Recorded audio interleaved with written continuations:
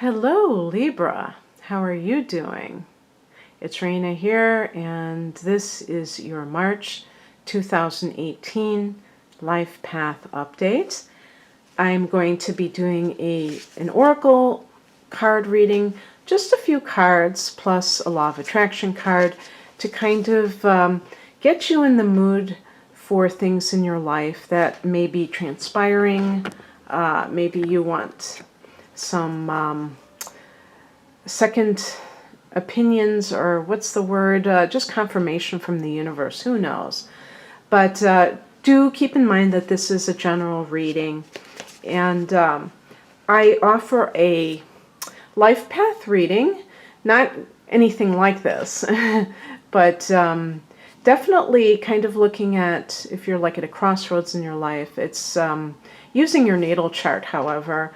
It's astrology based, and also dealing with career. I kind of combine those two readings because I felt like a lot of times people are kind of looking at career matters as well, and it made sense to combine them, even though sometimes a person's life path can be not how they make their money.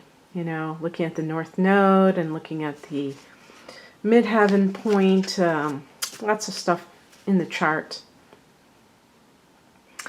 And what else did I want to say? So all my readings are at rainamoonastrology.com, all the different types of readings that I offer, and the link is below for that. I'm just trying to see, it looks like this is a little bit crooked, but it should be okay, I guess. Okay, so I can't look at the actual cards as I'm shuffling because, this particular deck, because it has the writing on both sides, and I don't want to know when I'm picking. Okay, well, this is interesting for Libra, because you are a very social person, aren't you? Friendship. Oh, you know, in a previous video, I was saying that these were Asian. I was thinking of like Oriental, which is supposed to be not politically correct to say Oriental, but talking about, I thought these were like, the artwork was more Chinese art or something like that, but it looks like Egyptian here, doesn't it? So the affirmation is, special friends are there to help me and bring me strength during difficult times. I definitely think that a lot of Librans will resonate with that you do lean on your friendships to help you, to support you, and that's great. I would add, though, that sometimes it's good to be alone, to listen to your own voice and not somebody else's, because you don't want to do that too much, because then you kind of lose sight of what you're about. Everyone has their own opinion, but that doesn't necessarily mean it's right for your particular situation in life. And so this oracle card that I'm going to pick is from the Earth Magic deck by Stephen Farmer. It's funny, I was just talking about being solitary. That's perfect for that.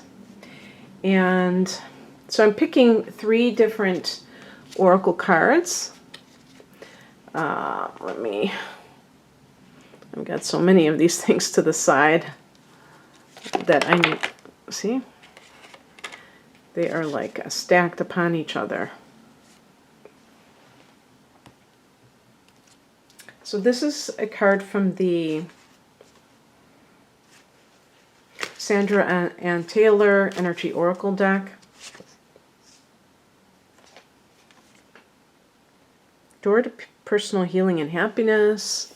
That's nice.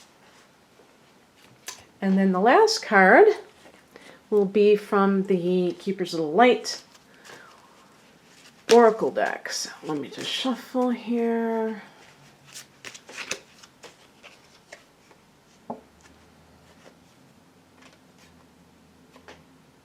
Kalima, facing fear. Okay, I'm going to put that down there. So let's start with cave. I'm not going to hold it up. I think it's pretty, you can probably see it to some degree. I have to read from the booklet because it's kind of advanced. It's not just a couple of buzzwords. Especially since I don't use oracle cards typically in these readings, so.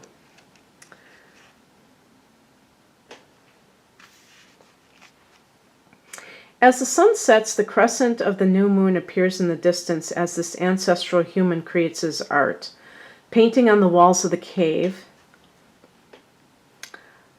with colors drawn from earth's substances. The fire warms him, the cave shelters him, and provides a refuge from the rest of the world. Within its womb-like structure, it not only offers sanctuary, but it serves as a temple that houses his creative spirit, which eventually gives birth in the physical form of his artwork.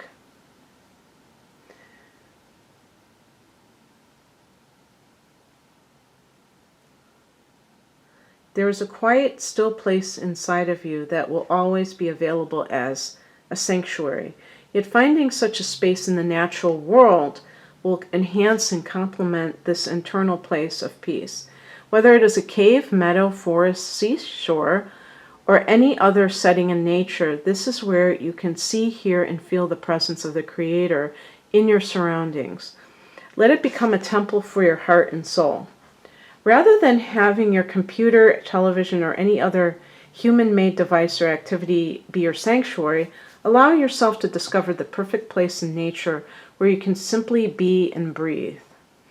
Doing so bridges the connection between the internal and external, facilitating a spiritual communion that allows your being to be aligned in dramatic and quiet reverie with all that is. In today's busy world, it becomes even more critical to set aside time for sanctuary, even if you have to schedule it. And even though they didn't kind of really emphasize it to that nth degree, I would just add that the connection with nature. And I was saying in another science video that I have never had a driver's license because I don't drive, and I doubt that that's going to happen in this lifetime. I just don't want to. But I ride a bicycle, I walk, I take public transportation. And one of the things that I have discovered is that when you are really, like when you're walking, you really are engaging your environment at the most, I feel it's the strongest degree of that. And this can also be about engaging in your neighborhood. If you're always driving places, you really don't, to me, there's always this sense of being far removed from your environment, from your local area. If you never just walk through your neighborhood, if you're always jumping in a car and things like that. So in addition to the electronics angle, I would say too, learning how to just walk in nature. You don't have to do anything elaborate.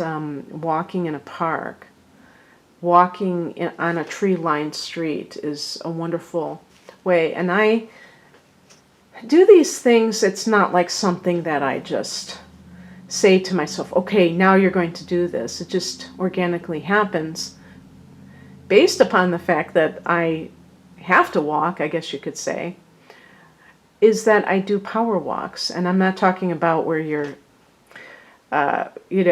swinging your arms around. I'm talking about, it's like visualization while you're walking. So when you're trying to manifest your dream life, try taking a long walk and have a purpose too, in terms of like a destination. I find that that's always a good thing, like going to the store, for instance, or going, like going to a store, going to a library, someplace like that, where you're not just walking, but you have a destination that you're going and that you're going to come back from. And as you're going to this place, not to have headphones or anything like that that disconnect you from the environment. But at the same time, you can be visualizing for yourself, where do you want to be? Are you happy where you are? And if you're not happy, where would you like to live? What would you like to be doing? And feel how that's going to feel when you get to that place. And really kind of, that's what the law of attraction is all about, but you can do it as you're walking. Okay, so let's look at Door to Personal Healing and Happiness from the, what number is that? 34.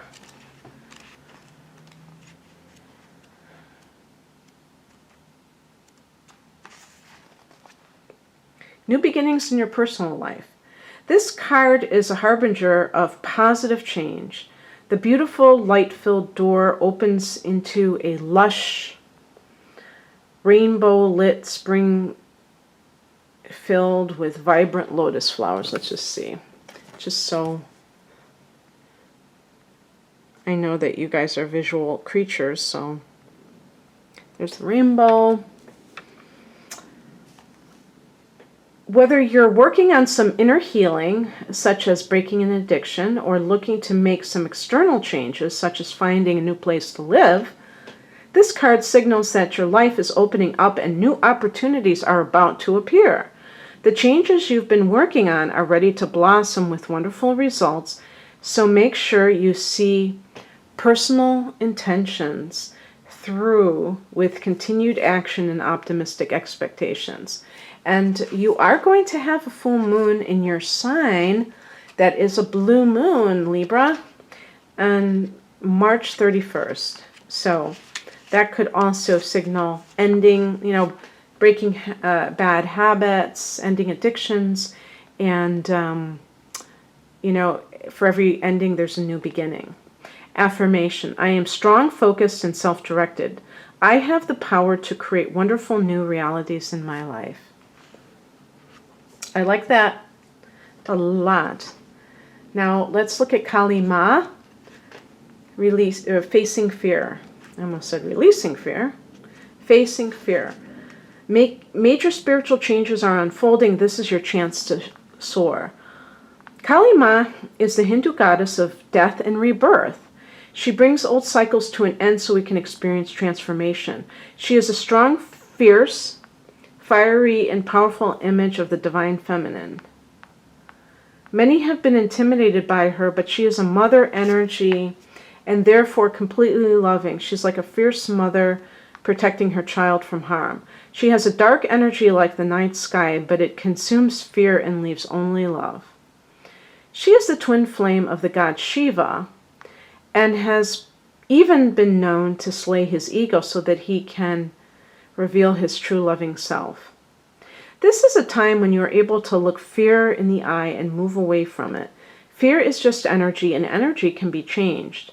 This is an intense experience because the human self is so conditioned that it may be used to operating with fear present.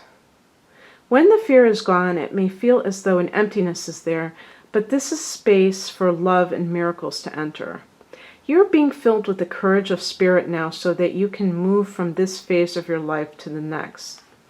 Trust the process and call on Kali Ma to help you release your fear and step into a space that's strong, focused, and courageous.